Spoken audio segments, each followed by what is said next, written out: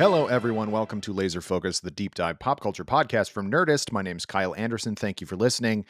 This week, as happens sometimes, we had a guest cancel on us last minute and couldn't find a replacement. So here's what you're going to get. It's just me talking to you straight in your face. It happens sometimes, but I didn't want to not do an episode this week.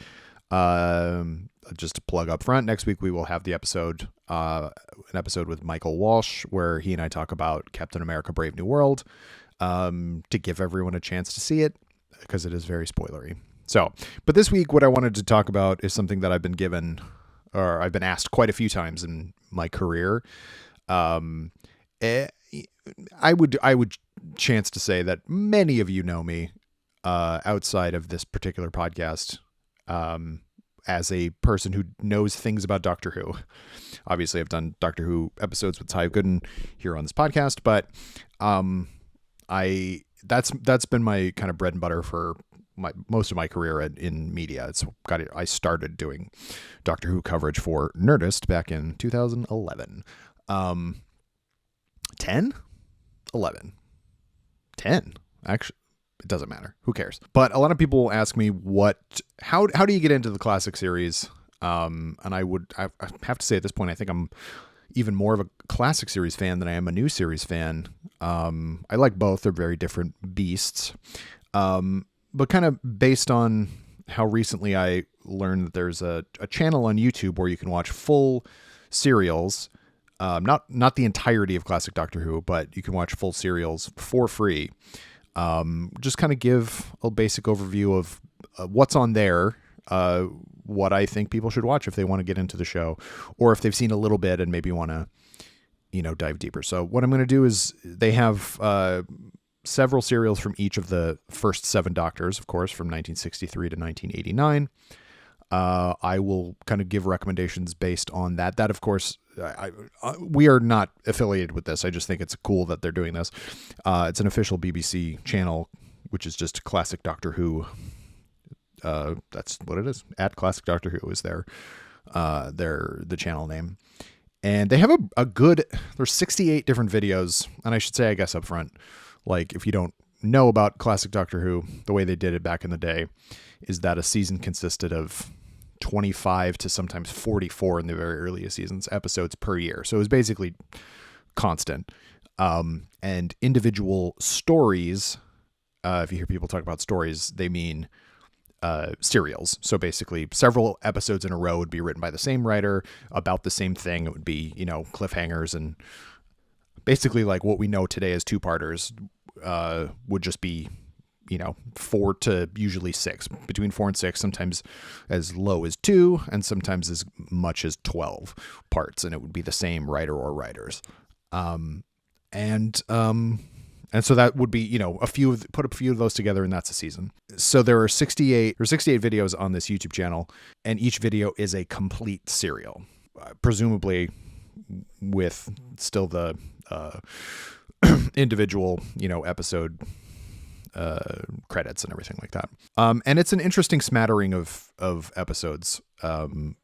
Some definitely like Stone Cold classics, some fewer, like lesser kind of classics. And so what I'm going to try to do is give a recommendation per Doctor of 3 different stories that are on this thing. Now, if you want to watch the entirety of it, or as much as exists and is licensable, BritBox, if you have a BritBox account, they have basically everything. A lot of it animated, which I'll get into in a moment. And also there are Blu-ray releases of full seasons now and things like that. So there are plenty of ways to watch classic Doctor Who. But if you just want to, if you're a YouTube person, you don't want to sign up for an admittedly pretty good streaming service, which is BritBox. My mom loves it for all the cozy mystery stuff. You can watch a good smattering, I would say, of classic Doctor Who to get your sense if you're new to it, or just kind of, enjoy some fun old Doctor Who. So what we're going to do is I'm going to go through each of the Doctors and give my recommendations based on what is available. So first Doctor, William Hartnell, his run is interesting. It lasted a little over 3 years. It's not for everybody. He's not the easiest doctor to enjoy first, early on, because I think he's, they were not quite 100% on what the character would become. He was a little more mysterious, a little less outwardly heroic. He was the central character, but he was not always the hero of the stories. His companions for the first 2 years were teachers. William Russell played Ian Chesterton, and Jacqueline Wright played Jacqueline. What's her name? Jacqueline. Who cares? I'll cut all this part out.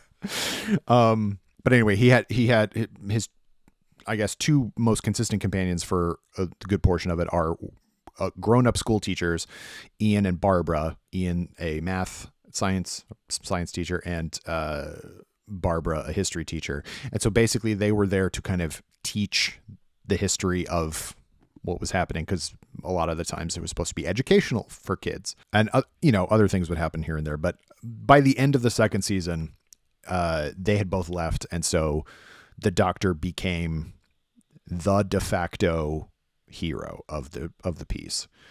And so it, like I said, it takes a little while for things to get going, but he has some bangers, and I think William Hartnell did a really, really great job playing a good mix of like whimsical and avuncular, and also menacing and irascible and everything like that, and other words that will get you a lot of points in Scrabble. So basically what they have, they have 8 stories on the YouTube. Some of them, actually, I would say most of them are good. There's stuff like the Web Planet, and I think it's just the Web Planet. Planet of the Giants is not my favorite, but I would say you're in good shape if you watch anything. If you watch the Dalek Invasion of Earth, it's a bit slow, 6 episodes, but it's maybe the most iconic, or the more iconic, of the Dalek stories from the black and white. That's the Daleks invading literally London just in the future. That's where you get the direct World War II allegory, with the Daleks sort of acting as, I don't know, a certain National Socialist Party from Germany in a lot of ways. And it's, you get a lot of underground rebellion, resistance, and things like that. So it's an interesting story. It's not one of my very favorites, but it's an early one that I watched, and I appreciate that I watched it. Would highly recommend The Aztecs, which was from season 1, where they go back to ancient Mexico, and Barbara, for whatever reason, is believed to be the human embodiment of a particular Aztec goddess, and so she wants to change things. It's barbaric for this civilization to sacrifice people, which was a thing that actually happened in the Aztec society, and the Doctor has to say, the now immortal line, "We can't change history, not one line." And it's a really, really good story. It's a very kind of deliberate story.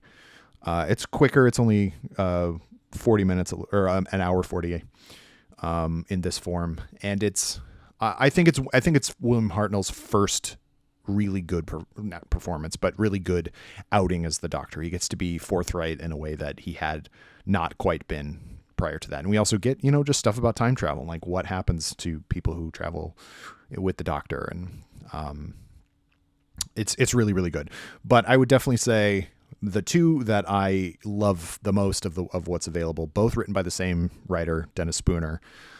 One is The Romans, which is an out-and-out farce. It is a comedy where the Doctor and his newest companion, Vicky, are in ancient Rome. Barbara gets sold into slavery. It happened in Rome. And then Ian has to go first basically be a gladiator. Like it's a very strange story, but it's an out-and-out comedy. There's mistaken identity. There's a riff on the Emperor's New Clothes, like all sorts of stuff. The Emperor in this case is Nero, who was a real piece of crap in real life, but in this gets to be quite silly and still evil, but quite silly. So that one's a lot of fun. And then far and away the best story that's on offer here is The Time Meddler, which is the end of the second season. It's the first time the Doctor on screen gets to meet another member of his own race, other than his granddaughter Susan, in the form of the meddling monk. And there's a second TARDIS and all this stuff. And it's basically all about how they come across this other, they had not come up with the term Time Lord yet on the show, but another Time Lord who is not doing anything out of malice, but basically thinks that it was wrong that the British lost the, or I guess the Saxons, I don't actually know, but lost the Battle of Hastings, which led, the Norman invasion, all this stuff, if you know your British history. And so decides to supply them with like bazookas and stuff. It's absurd.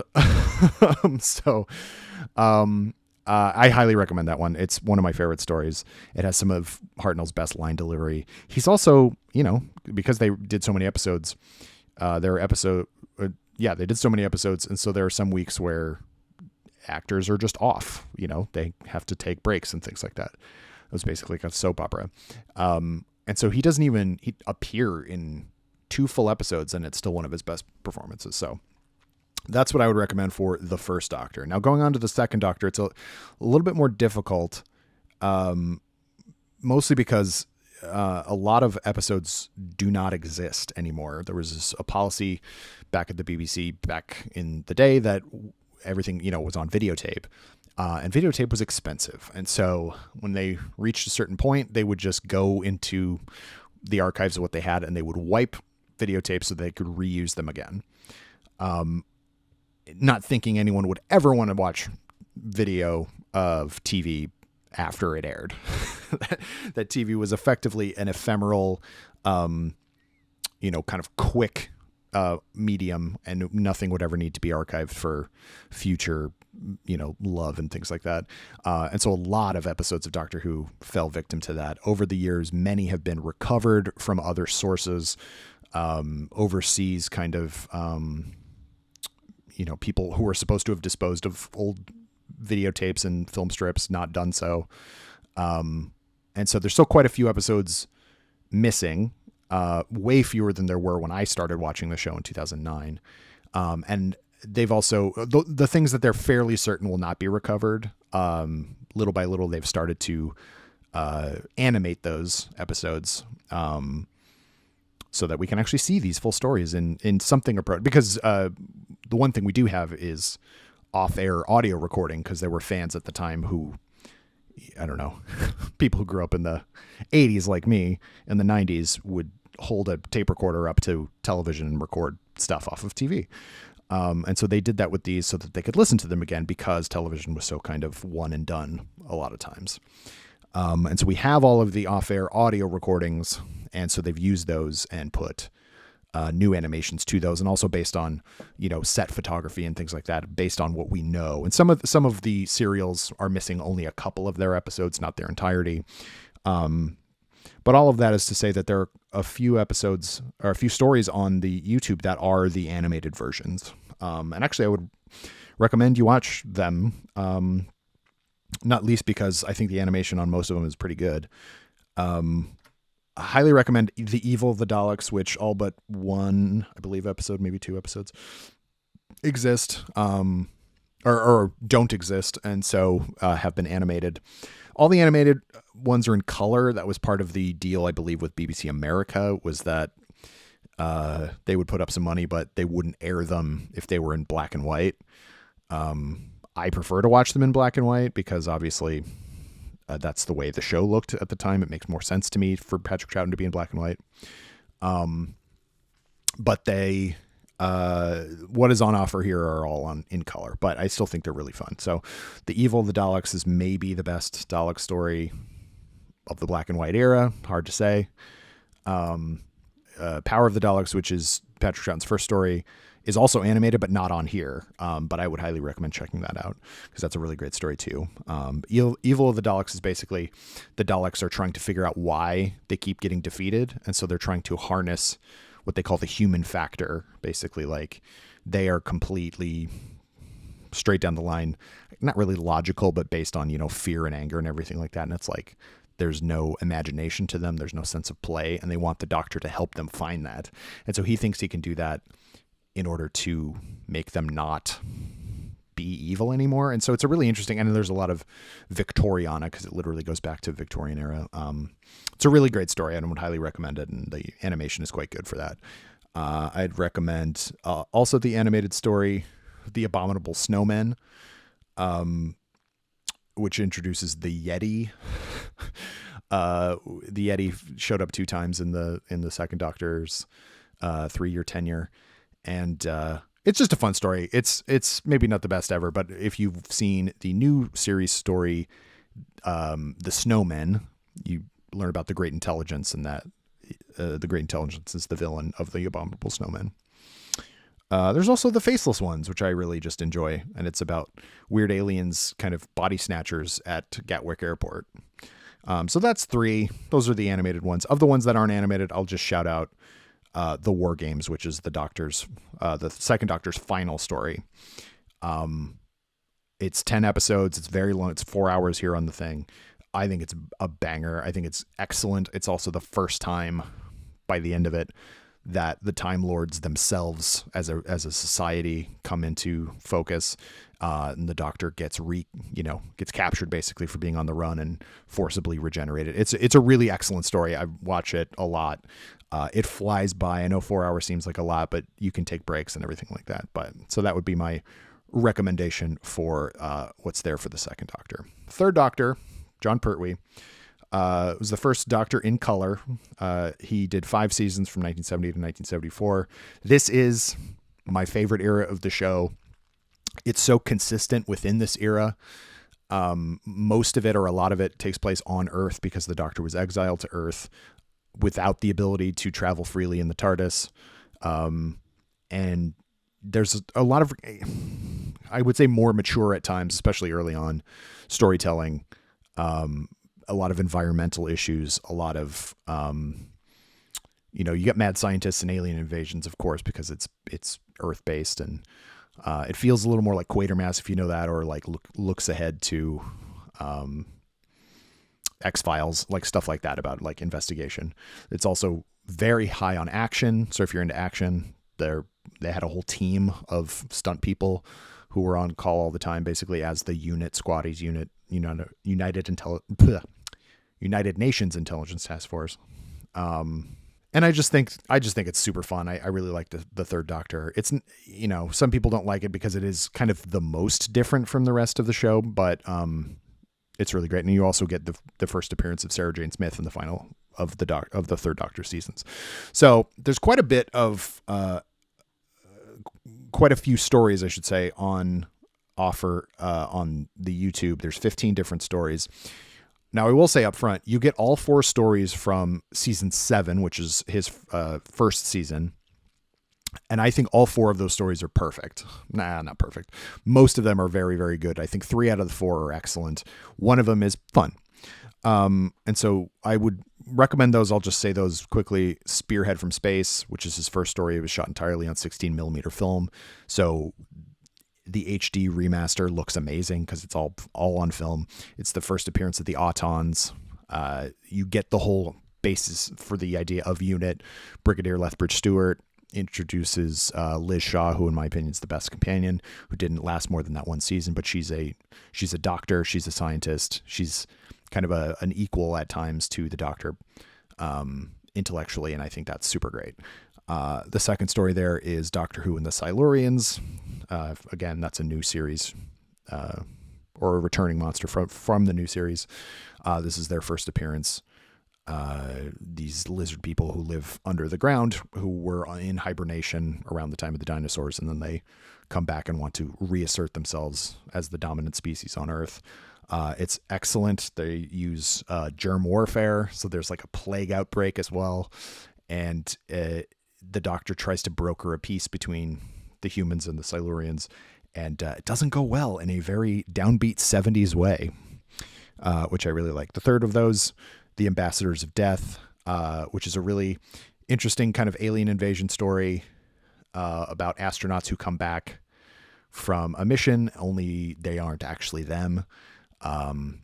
It's a very tense story, which I really like, and it's a lot of fun. And it also has some of the best music of the whole series and a really, really great action sequence in the beginning. And then the last of the four is Inferno, which is maybe my favorite Doctor Who story ever. The Doctor he's helping UNIT with this whole drilling operation. They're trying to drill to the center of the Earth for science purposes. Things are not going great. The Doctor, in the middle of all this, is tinkering with the TARDIS and ends up going, like, doesn't travel forwards and backwards in time, but literally goes to a separate parallel universe where everything is horrible and fascistic, and they are also drilling there, but are further along, and things are even worse, and like they're letting out primordial kind of like energies from inside the Earth. It's really cool. It's really upsetting. You get to see kind of evil fascist versions of the Brigadier and Liz Shaw and UNIT in general. Love it. It's my favorite story. I love it to pieces. Please enjoy that one. And that's all just the one season. Just a couple quick shout outs. If you want to see The Master, The Master is in a few of these stories. I think the Mind of Evil and the Mind of Evil and the Sea Devils, I would say, are probably the only ones that are like really worth watching for you newbies out there. I mean, I think you should watch everything, but whatever. Carnival of Monsters is a lot of fun. It's I won't give too much away because I think the surprise is half the enjoyment, but that was a classic written by Robert Holmes, who's one of the best writers of the show, and most prolific as well. And just for sillies, I'm going to shout out The Time Warrior, which is the first appearance of Sarah Jane Smith. It's another Robert Holmes story where the Doctor and Sarah go back to medieval times and have to stop a Sontaran from trying to give advanced weaponry to like a warlord. It's super fun. It's really enjoyable, and there's a lot of action in it. So again, Third Doctor, good stuff. Please watch all of the Third Doctor stuff. Also, Day of the Daleks. Day of the Daleks is really good. It's kind of Terminator inspired with timey-wiminess. Anyway, Fourth Doctor did it for the most amount of time. That's Tom Baker. He's probably the person you know when people say, "Oh, isn't that the guy with the scarf?" Yes, this is why the scarves are ubiquitous with the Doctor Who in general. There's a really weird smattering. So he did 7 seasons. Nowhere close to all 7 seasons are on this. There are 16 stories available. I don't love all of these stories. I'm not the world's biggest Fourth Doctor fan. I think every season is sort of completely different from the last, which is good in a lot of ways. But if you're a fan of consistency, he is not the Doctor for you.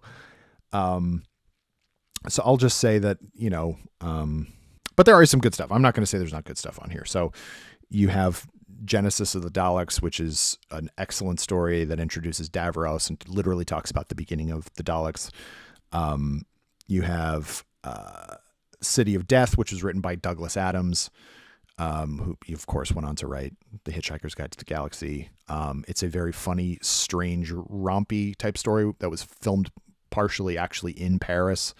It is also, I think I'm still right in saying like the second or third episode of City of Death is the highest rated episode of Doctor Who ever. Literally like the most amount of people ever at the same time we're watching it. But I think it's a lot of fun. I would highly, highly recommend Horror of Feng Rock, which is one of my personal favorites. It was written by Terrence Dix, who was a former, I will say, script editor is what they call it, but is effectively head writer or showrunner. It's basically like a slasher movie set in a Victorian or Edwardian maybe lighthouse. So there's a very small cast, they're very tight quarters, and there's an alien replicating, like looking like people and then killing them off one by one. I think it's excellent.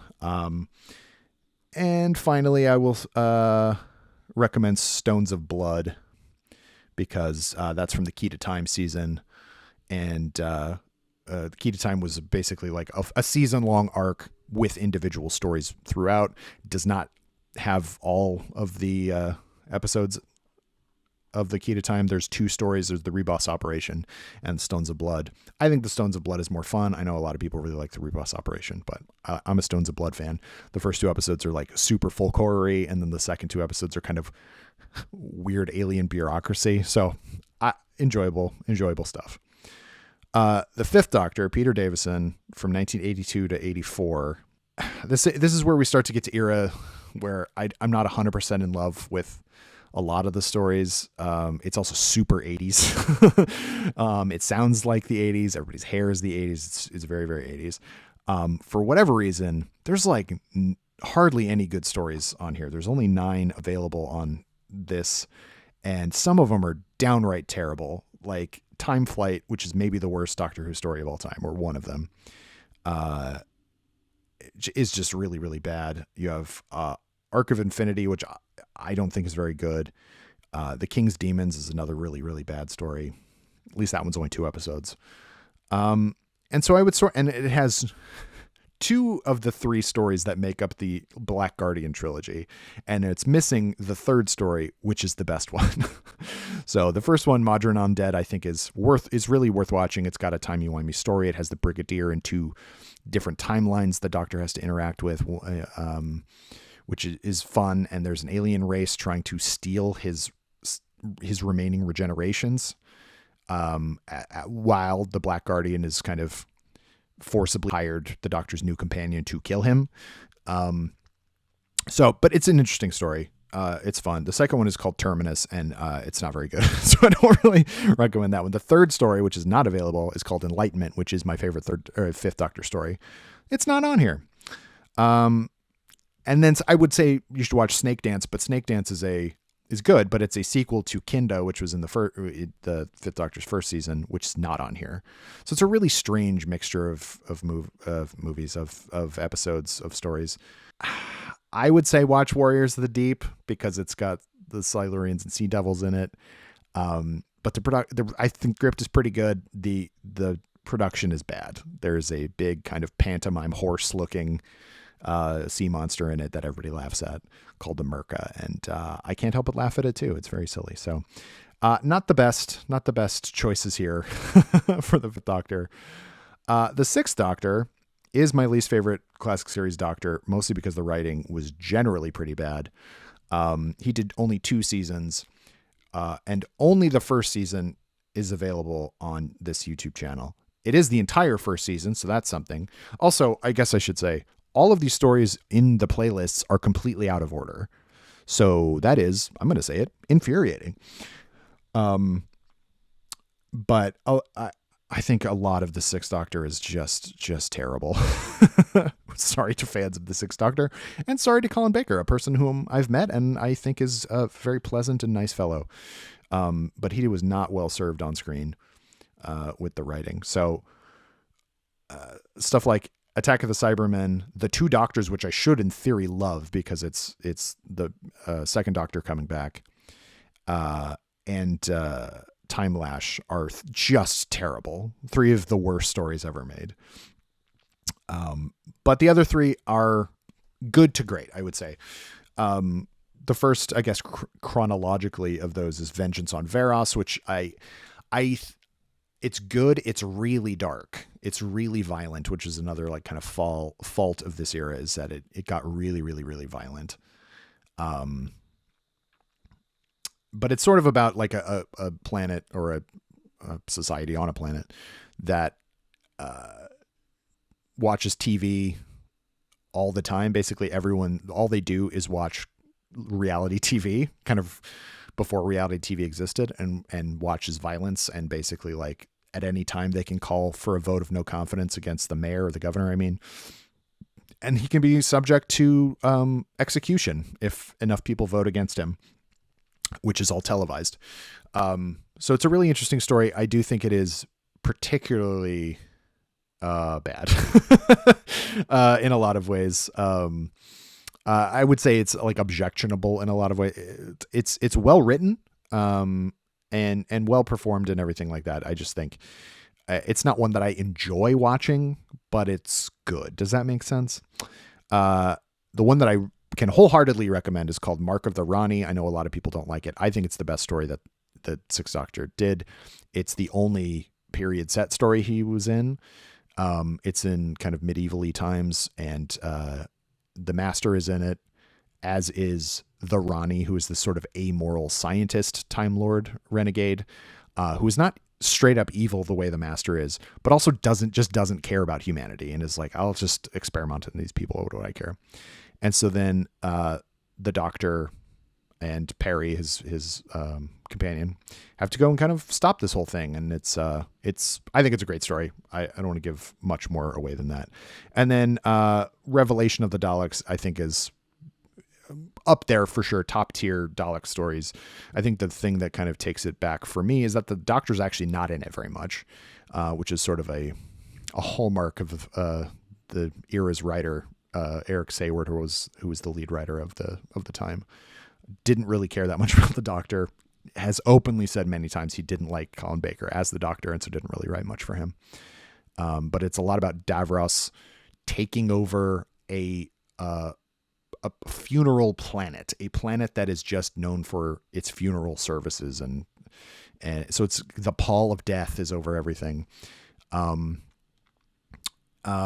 And it's an interesting story. It's about basically Davros trying to use dead bodies and dead tissue to make new Dalek mutants. Again, very dark, very violent, but very well directed and quite good. So that's the Sixth Doctor. And then finally we have the Seventh Doctor, Sylvester McCoy, who did 3 seasons, and I think each season gets better than the last one. There's only 6 stories available. And, you get some decent stuff. I would say far and away the best story here is another Dalek story, Remembrance of the Daleks, which might be the best Dalek story in color. The Doctor and Ace, who if you watched Power of the Doctor, the final Jodie Whittaker story, go back to the 60s, and there's basically there are 2 warring factions of Daleks trying to get to this object that the Doctor left in his William Hartnell form way back. This was from season 25, so this is effectively like one of this 25th anniversary stories. And it's just rad. It's basically all shot on location. The Doctor and Ace have a great rapport. The Daleks are scary. Davros is in it, but not that much. It's mostly just about the Imperial Daleks and the kind of I don't even know what, like mutated further Daleks. Like it's really a cool story that I don't want to give too much away of. I will also shill for the Happiness Patrol. I know a lot of people don't like it because it's very garish, but it's very garish on purpose. It's basically the Doctor and Ace go to a world that is if you have to be happy all the time, and if you are sad, if you show too much sadness, then the government can come and take you away. And it's and take you to the Candyman, which is literally like a creepy robot that looks like he's made of candy, and he like melts people down and turns them physically into candy. If they're kind of too much of a sourpuss. And so it's sort of an anti-Thatcher England type of, anti-fascist again story, where the heroes are people who try to, and I guess it's kind of 1984 as well, or THX 1138, where it's like human emotion is the thing that they're fighting for. In this instance, the ability and the freedom to be sad. I think it's a really interesting story. Again, it's really bright and garish, and I do know people who do not like it. And then I'm going to also shout out Ghostlight, which is the only story from the Doctor, the entire show's final season, but also therefore the Seventh Doctor's final season, that's available on here. It's maybe my least favorite of the 4 episodes or 4 stories that make up the Seventh Doctor's final season, but it's available here, and I think it's worth watching. It's kind of a weird haunted house mixed with ancient aliens kind of stuff. It's an interesting story. It's kind of what is a haunted house if not for kind of visions of the past? And yeah, I won't give too much away. It's also really hard to follow. It's an interesting watch, but you do have to watch it a few times to kind of really understand what's happening, because it got trimmed down from 4 episodes to 3 episodes, and they didn't really like redistribute any of that story. So anyway, kind of a weird one to end on, but I think, yeah. So just a little potted history of Doctor Who. A couple recommendations from me. This is again based on my personal taste. Your mileage may vary. A lot of other people's mileages vary as well. But if you at all agree with the type of thing that I talk about on this podcast, or just you agree with my Doctor Who taste in general from other stuff that I've done, I would say give these things a shot. Again, these are on YouTube. They are not paying me at all. This is just a thing I thought was interesting. Classic Doctor Who for free on YouTube. Put it on, enjoy, watch. So yeah, thanks everybody for listening to this week. Sorry that it was just me and that I wasn't talking to anybody, but it happens sometimes. You can follow me on Letterboxd, Kyle_Anderson. Follow along with all my weird Spanish horror that I've been watching, including a movie called The Vampire's Night Orgy. Pretty good stuff. But yeah, thank you all for listening. Join me again next week on Laser Focus when my guest will be a person. I already told you, it's Mikey Walsh. Okay, bye-bye. Laser Focus is a production of Nerdist Industries and Legendary Digital Networks. It was produced, edited, and hosted by me, Kyle Anderson. For more, visit Nerdist.com.